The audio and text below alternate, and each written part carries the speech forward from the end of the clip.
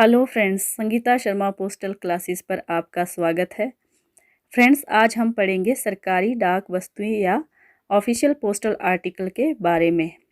Friends, मुझे एक cute सी लड़की एसएमएस कर रही थी कि दीदी यह स्टडी आप किस पर्पस से करवा रही हो।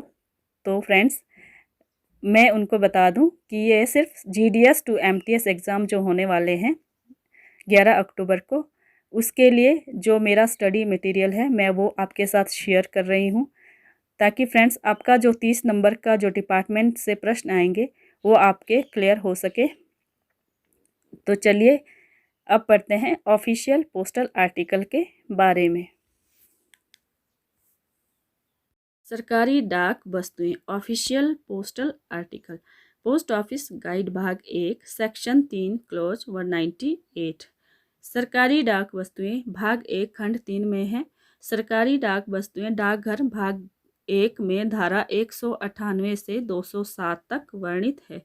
फ्रेंड्स, मैंने धाराओं के बारे में आपको पहले भी बताया था कि ये आपको याद रखनी है, डायरेक्टली प्रश्न बन सकता है। और जो ऑफिशियल पोस्टल आर्टिकल है वो आते हैं 198 से 207 तक की धारा में। ऑफिशियल पोस्टल आर्टिकल के अंतर्गत ऑफिशियल फाइल, नोट्स और ड्राफ्ट रहेंगे जो सरकारी विभागों के बीच एक्सचेंज होते हैं। एक पार्सल में एक से अधिक पत्र के रूप में लिखित संदेश या व्यक्तिगत संदेश नहीं होने चाहिए। यह शर्त उन सरकारी पार्सल पर लागू होती है जिसमें कार्यालय की फाइलें होती है। फ्रेंड्स, एक ऑफिशियल पार्सल आप भेज रहे हो, उस पर सिर्फ एक ही संदेश या पत्र जाएगा। मीन्स कि ऐसा नहीं है कि आप 4-5 पत्र बनाकर के उसका पार्सल करके भेज दो या उसमें कोई व्यक्तिगत संदेश लिख दो। उसमें सिर्फ जो ड्राफ्ट और फाइलें सरकारी मामलों से संबंधित है वही जाएगी। सरकारी अधिकारी और कार्यालय के बीच विनिमय होने वाली ऐसी फाइलें जिसमें टिप्पणी और आदेश हो, प्रेषक की इच्छा पर डाक द्वारा पत्रों, पैकेटों या पार्सलों के रूप में भेजी जा सकती है। ऐसी सभी डाक वस्तुएं चाहे पूर्वदत्त हो या ना हो, जब सरकारी कर्मचारी द्वारा जो कि सरकारी डाक टिकट उपयोग करने हेतु प्राधिकृत है, भेजी जाने वाली डाक पर भारत सरकार सेवार्थ ऑल इंडिया गवर्नमेंट सर्विस लिखा होना चाहिए तथा जिस अधिकारी ने उसे भेजा है उसके नाम की मोहर और हस्ताक्षर वस्तु के बाएं तरफ नीचे की तरफ होनी चाहिए। फ्रेंड्स, ऑफिशियल पोस्टल आर्टिकल में बहुत इम्पोर्टेंट है कि अगर आपका ऑफिशियल जो लेटर है उस पर भारत सरकार सेवार्थ लिखा होना ज़रूरी है, या OIGS all India government service आप लिख सकते हैं। और जो सरकारी टिकट लगा रहा है कर्मचारी, सरकारी कर्मचारी जिसको परमिशन है ऐसा करने की, वही उस पर भारत सरकार सेवार्थ लिख सकता है और उसके नाम और हस्ताक्षर वस्तु के बाएं तरफ।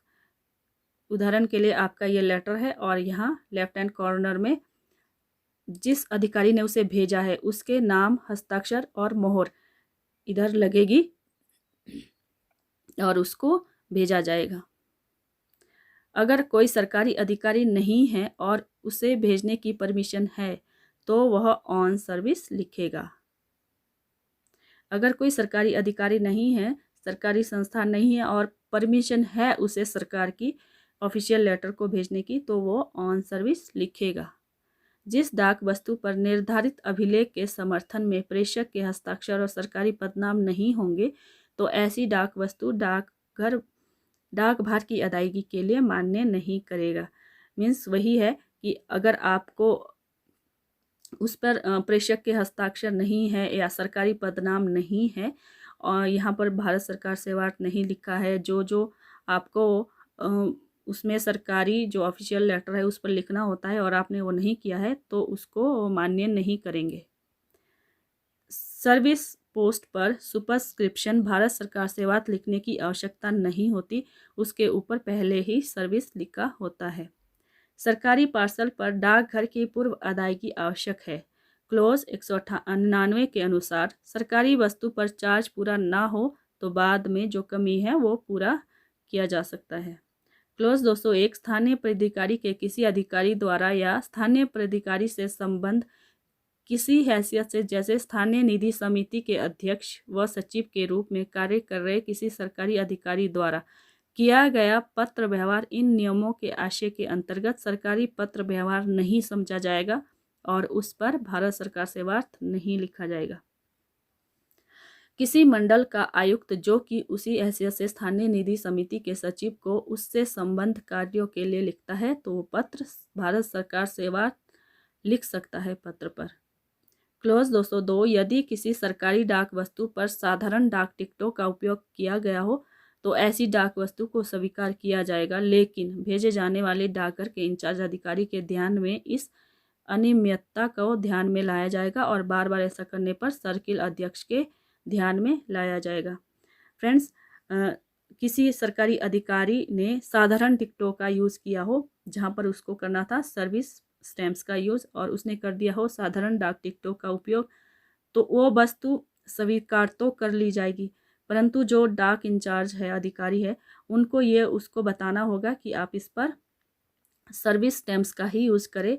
और फिर भी वो अगर वो बार बार ऐसा करता है तो इंचार्ज को चाहिए, जो डाकघर के इंचार्ज हैं उनको चाहिए कि यह बात सर्किल अध्यक्ष के ध्यान में वो लाएं। ऐसी डाक वस्तुएं जिन पर देय डाकभार की राशि लिखी हो और जिन्हें विभागीय अदत्त भार या भारत सरकार सेवार्थ के अभिलेख के अंतर्गत वितरण किया गया हो, उन पर पोस्टमास्टर के हस्ताक्षर होंगे।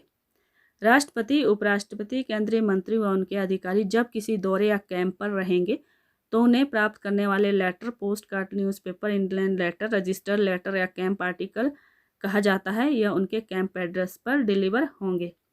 फ्रेंड्स, ये वाली लाइन जो हमने 206 के अंतर्गत आती है, यह हमने पता लिखने के तरीके पर भी डिस्कस किया था। और जो उच्च अधिकारी होते हैं, राष्ट्रपति या उपराष्ट्रपति, केंद्रीय मंत्री, तो उन्हें जब वो किसी दौरे या कैंप में रहेंगे तो वो उन्हें वहीं दी जाएगी डाक, उनके पर्सनल एड्रेस पर नहीं दी जाएगी। जहाँ पर वो गए हुए हैं उन्हें उधर ही डाक पहुँचा दी जाएगी और ऐसे आर्टिकल को बोला जाता है कैंप आर्टिकल। कैंप आर्टिकल को विशेष मेल बैग में डिलीवर किया जाएगा। फ्रेंड्स, प्रश्न बन सकता है कि कैंप आर्टिकल को किस प्रकार के मेल बैग में डिलीवर किया जाएगा, वो है विशेष मेल बैग।